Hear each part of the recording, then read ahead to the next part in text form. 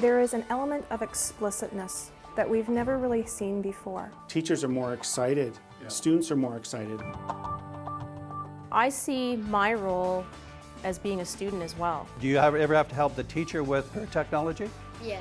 We have to get to every student, every teacher, every classroom. Yeah. And if we aren't doing that, then we really aren't meeting the goal of this board. Rather than, this is my agenda as an educator, this is now our agenda, and that's grounding everything that we're doing.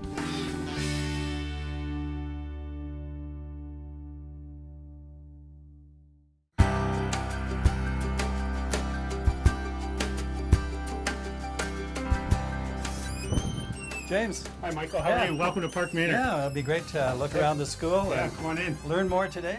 Park Manor's a grade 6, 7, 8 school in Elmira, Ontario. We have a school population of 300 students, grade 6, 7, and 8 with French immersion as well, and one congregated developmental education class. The community is a small town community just located north of Waterloo, but our school is fed just from the school community. Waterloo Region District School Board is approximately 60,000 students that we serve, and we have over 100 schools, secondary and elementary, with a variety of different organizations. We've really tried to focus on capacity building right across the organizations, and part of that is drawing upon the leadership, and we're learning together. So when I started in September 2009, the trouble with year one is that as a staff all over the map was, say, our understanding of some of these high yield tools like gradual release, differentiated instruction. So whenever we did staff development, how do I meet everyone's needs and the staff?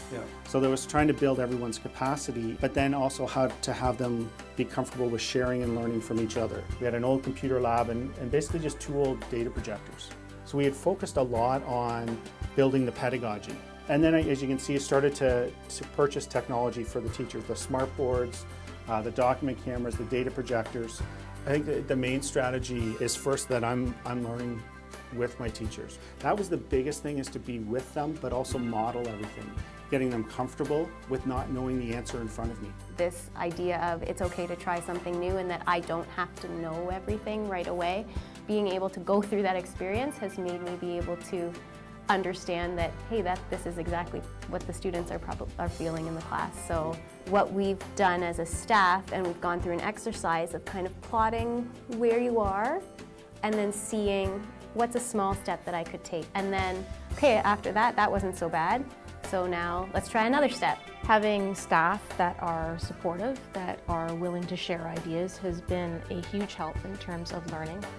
It's been wonderful to have the devices in the classroom, because if you don't have it readily accessible, if you don't have your hands on it, then you just don't get the opportunity to play, to try, to be creative. And you really just have to be willing to try and know that sometimes you're going to fail, and that's okay. You learn from those mistakes, and other times it's going to be really successful and it's going to go well. We're going to focus on our writing for today. So each one of you is going to be posting a journal for today. By the end of that year, every classroom now had a document camera and a data projector. Plus we had a number of smart boards in classrooms, but also still began acquiring more technology as we were learning about our students, building our capacity. We were able to develop our initial version of our accelerated learning framework, and we instituted our BYOD policy. That was really year one. The skinny on the accelerated learning framework is that it is a graphic organizer that links teaching and learning to students. Students will need to develop 21st century skills. Creating, communicating, collaborating, critical thinking, and citizenship need to be embedded into what we do every day. Reaching out a little bit further is the exemplary pedagogy that teachers use. Reaching out a little bit further, we then look into the rich learning tasks that teachers develop for their students. We've been very fortunate to have quite a number of technological tools, but they certainly don't come before any of the other layers, and especially do not drive what's happening with our students. And it doesn't matter whether I'm using the pedagogy or tools, if it's not going to help the student, why am I doing it? So it provides a good filter for me. How we do it is we use the framework to help identify what things we can do as a staff together as a community of learners to meet this ultimate learning goal for a graduating student. That's really the why, because if we have students come out like this, they're going to be successful in whatever they do. So we've been working a lot on developing those 21st century skills, and today the big skill that we're really going to be focusing in on is critical thinking. So what I've tried to do is take the framework that we developed and now make it very explicit to students. So I can quickly, and we can decide what 21st century skills are we developing for any specific lesson and learning goal.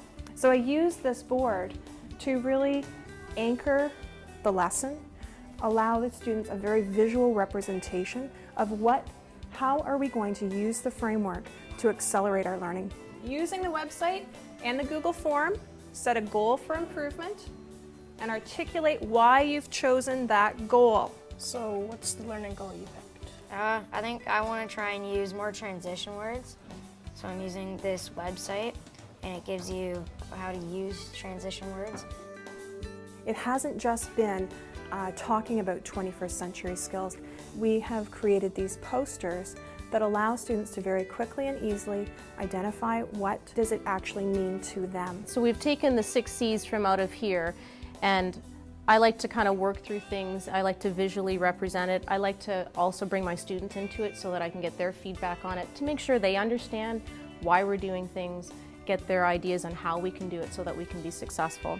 Communication, important for me to communicate with the students to share their ideas, and I also feel it's very important for us to communicate with parents. Collaborating, as I mentioned, students are always a part of what I do in the classroom for our lessons. It's not just me dictating, this is what we're doing, this is how we're going to do it. We're really trying to teach the students to be responsible citizens, and also how to use that technology appropriately, really wanting to put a focus on our student character development, creating, and then critically thinking. Another area that we've been working on and having those kids just, again, think outside of the box. So year 2, we continue to focus still on looking at the pedagogy, because we found, okay, we've got this great framework, we're using this technology, but if we don't know it helps students, like how do we know? How do we start tracking that data? And that's where we came up with the idea of the stickies. The stickies allow us to really differentiate our instruction.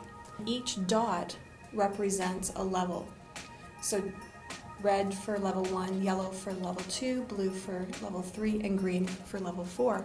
And it's a great visual representation of all of our students. So we'll kind of bounce ideas off of different teachers during collaboration time to find out what resources are you using? How are you connecting with that student?